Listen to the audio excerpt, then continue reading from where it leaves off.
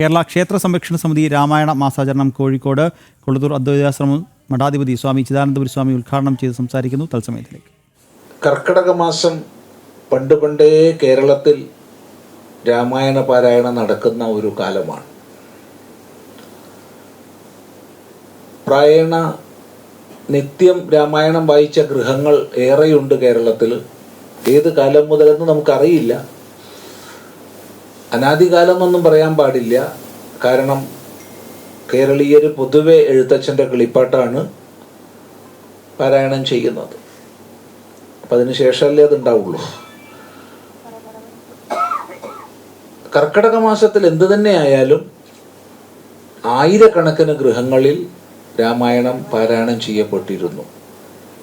പക്ഷേ പിന്നീട് ക്രമേണ ലോപിച്ച് ആ ഒരു ആചരണത്തിൽ വളരെയധികം ക്ഷീണം വന്നു.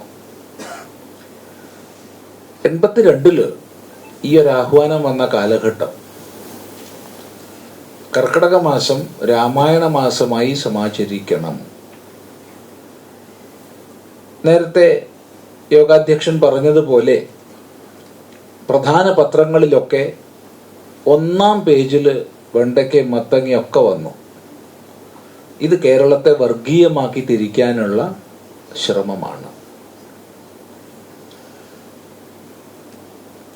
എന്നാൽ കേരളീയ സമാജം, ഹൈന്ദവ സമാജം ആചാര്യന്മാരുടെ, ഹൈന്ദവ പ്രസ്ഥാനങ്ങളുടെ ആഹ്വാനം ഏറ്റെടുത്തു.